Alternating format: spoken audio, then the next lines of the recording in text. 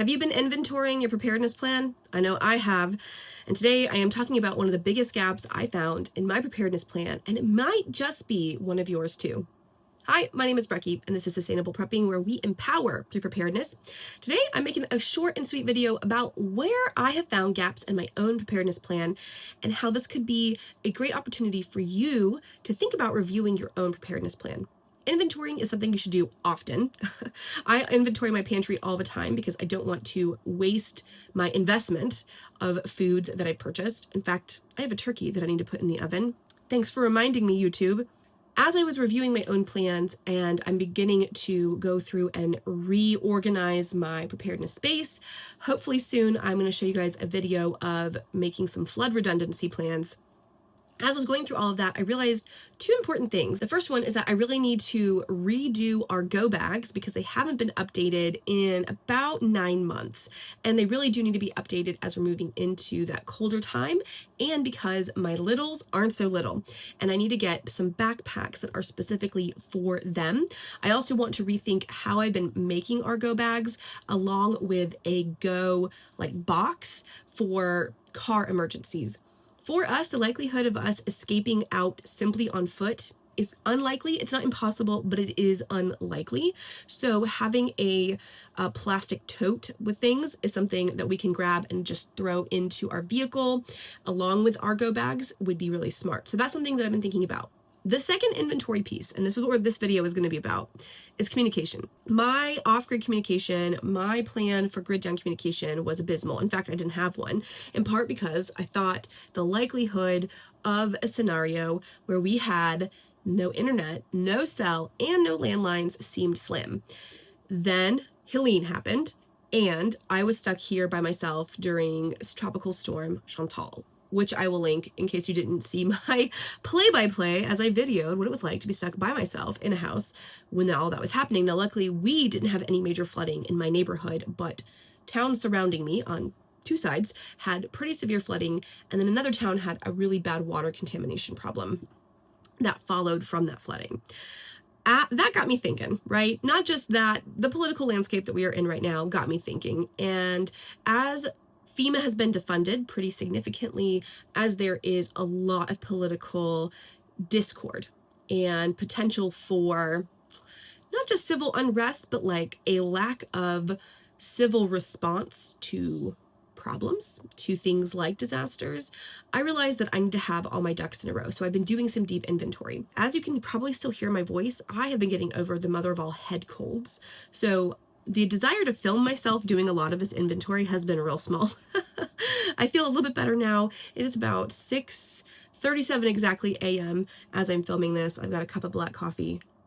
We're going to make a short and sweet video. I decided to invest, per the recommendations of some friends of mine, in a Baofeng. These just came in the mail. I know nothing about how to use them. I've got a 2-pack here. And this is ham radio, and I believe it also has like CB radio options, and of course like NOAA radio weather.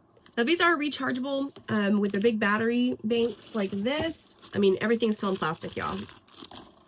So we have our battery banks here and our radio here, and I'm gonna have to learn how to use these. I do not have a ham radio license. That is on my list. One of my kids is interested in learning how to be a ham operator with me.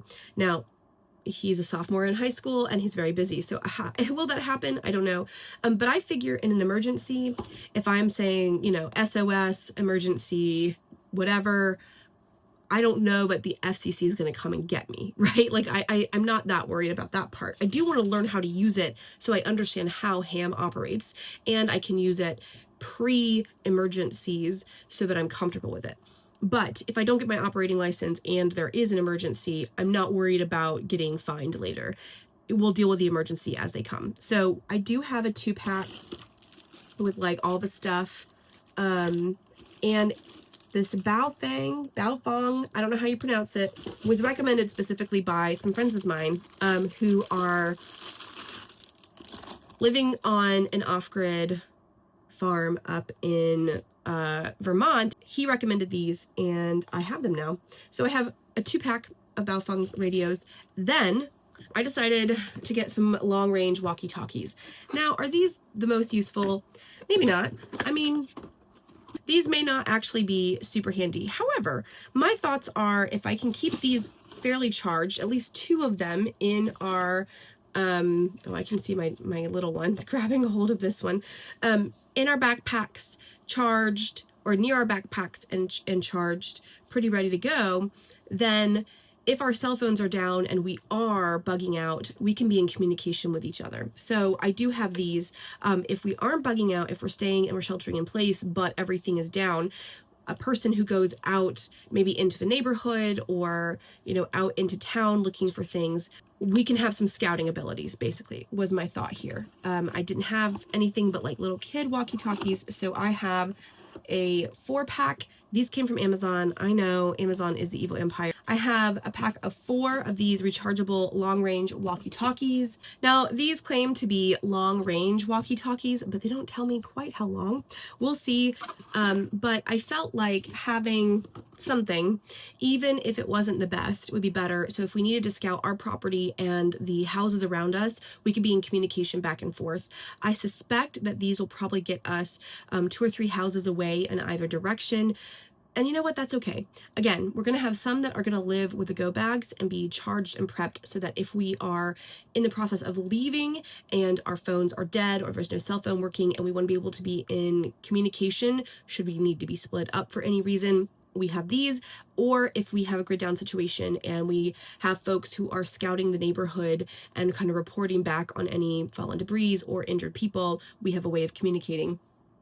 So right now, these are my 2 off-grid, sort of grid down situations.